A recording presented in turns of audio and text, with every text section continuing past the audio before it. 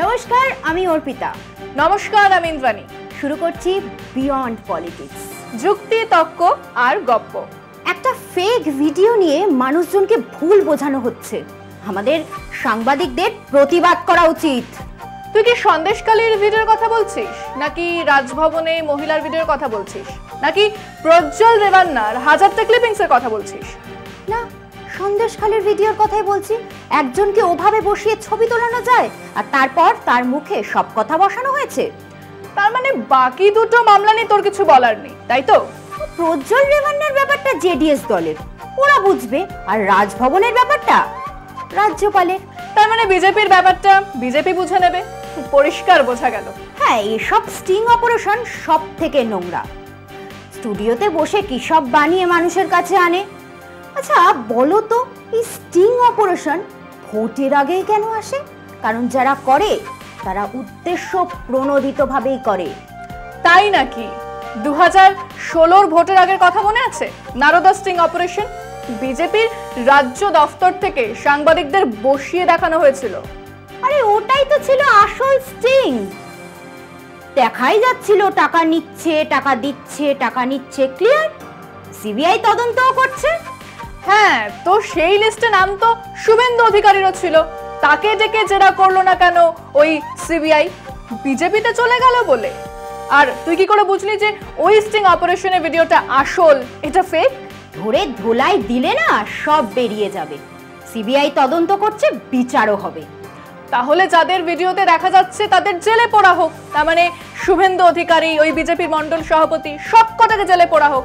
আরে কোথাও প্রমাণিত হয়েছে নাকি যে জেলে পোড়া হবে? প্রমাণ আসুক, বিচার হোক, তারপর তো জেলের কথা। আচ্ছা, কেজরিওয়ালের ক্ষেত্রে, হেমন্ত সোরেনের ক্ষেত্রে কি প্রমাণ পাওয়া গেছে? কেবল অভিযোগের ভিত্তিতে দুজন নির্বাচিত মুখ্যমন্ত্রীকে যদি জেলে পোড়া যায়, তাহলে টাকা দিয়ে রেপ কেস বানানোর অভিযোগে শুভেন্দু অধিকারীর জেল হবে না কেন?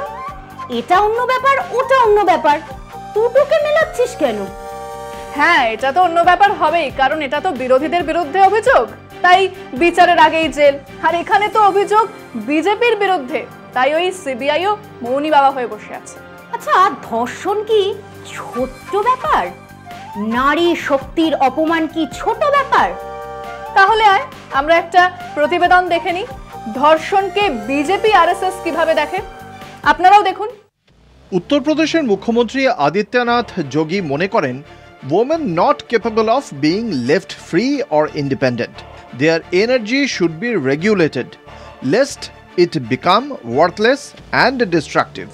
মানে হলো মহিলাদের স্বাধীনভাবে কাজ করতে দেওয়া যায় না, তাদের সেই সক্ষমতা নেই। তাদের শক্তির ওপর নিয়ন্ত্রণ থাকা উচিত, না হলে তা মূল্যহীন এবং ধ্বংসাত্মক হয়ে উঠবে। কেবল যোগী নাকি, আরও আছে। হরিয়ানার বিজেপি সহ সভাপতি রণবীর ভাট্টি 2017 অগস্ট মাসে এক ঘটনা নিয়ে বলতে গিয়ে বলেছিলেন, মেয়েটির 12টার পর বাইরে থাকার কি দরকার ছিল?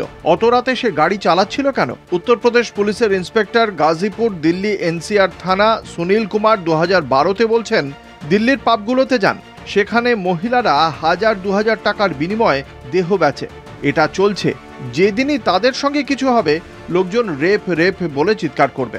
মোহন ভাগবত আরএসএস প্রধান, তিনি বলেছেন, ধর্ষণ ইন্ডিয়াতে হয়, ভারতে হয় না। বুঝে নিন, সংস্কারী মহিলা মানে ঘোমটা দেওয়া, ঘরে রান্নাবান্না করে, বাচ্চাদের দেখে, প্রতিসেবা করে, তাদেরকে কেউ ধর্ষণ করে না। এটাই ছিল তার ইঙ্গিত। হরিয়ানার খাপ পঞ্চায়েত নেতা জিতেন্দ্র চাড্ডা নতুন কথা বলেছিলেন, চাউমিন খেলে যৌন উত্তেজনা বাড়ে, তাই এত ধর্ষণের ঘটনা ঘটছে। অরুণ জেটলি বলেছিলেন 2014-তে অগস্ট মাসে একটা ধর্ষণের ছোট্ট ঘটনার প্রচার ট্যুরিজম থেকে আসা রাজস্বের কয়েক বিলিয়ন ডলার ক্ষতি করে। কাজেই ধর্ষণের এই ঘটনাগুলো সামনে আসা উচিত নয়, এলেও তা নিয়ে হইচই করার কোনো কারণ নেই। দিল্লি গণধর্ষণে অভিযুক্তদের উকিল মনোহরলাল শর্মা 2013 জানুয়ারিতে বলেছিলেন, এখনো পর্যন্ত আমি কোনো সত্যিকারের ভদ্রমহিলাকে ধর্ষিত হতে দেখিনি। আন্ডারওয়ার্ল্ড ডনরাও এ কাজ করবে না। মনোহরলাল খট্টার মুখ্যমন্ত্রী হরিয়ানা, তিনি মনে করেন একটি মেয়ে যদি সভ্য পোশাক পরে থাকে তাহলে তার দিকে কেউ নোংরা নজরে দেখবে না। এত স্বাধীনতা চাইলে উলঙ্গ হয়ে ঘোরো, স্বাধীনতারও সীমা আছে। এই ছোটখাটো কাপড় আমাদের দেশের সংস্কৃতির বিরোধী।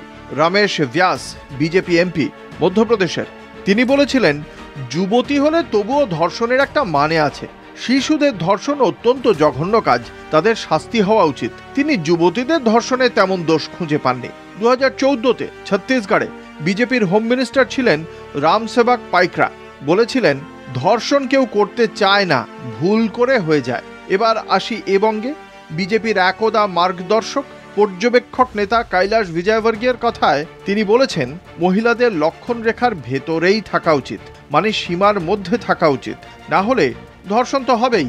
এবং আমাদের প্রধানমন্ত্রী তার প্রথম সাংবাদিক সম্মেলনে, যেখানে কোনো সাংবাদিকের স্ক্রিপ্টের বাইরে একটা প্রশ্ন করারও ক্ষমতা ছিল না, সেখানে বাংলার মাতৃশক্তি নিয়ে চোখে জল এনে গলা কাঁপিয়ে মাতৃশক্তির কথা বললেন।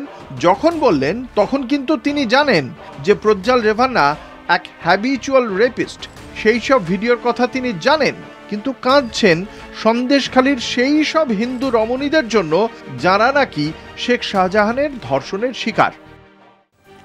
আসলে নারী শক্তি টক্তি এসব কিছু নয়, বড় মামলা ভোট পাবার জন্য কিছু মহিলাকে স্রেফ টাকা দিয়ে এই স্তরে নামিয়ে আনাটা, এটা একটা জঘন্য অপরাধ।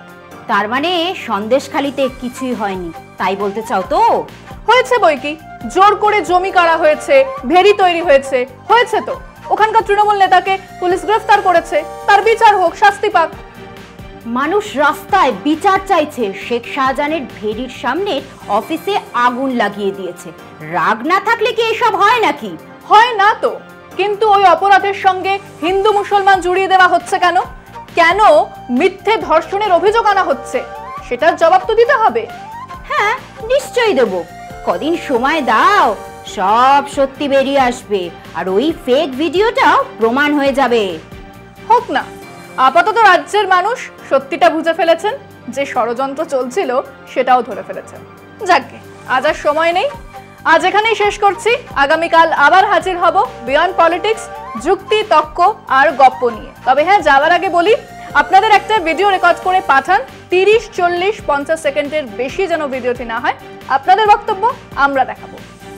ফোনটা হরাইজন্টালি কাউকে ধরতে দিন, আর তারপর আপনাদের বক্তব্য পাঠিয়ে দিন আমাদের কাছে, আমরা দেখাবো সেটা।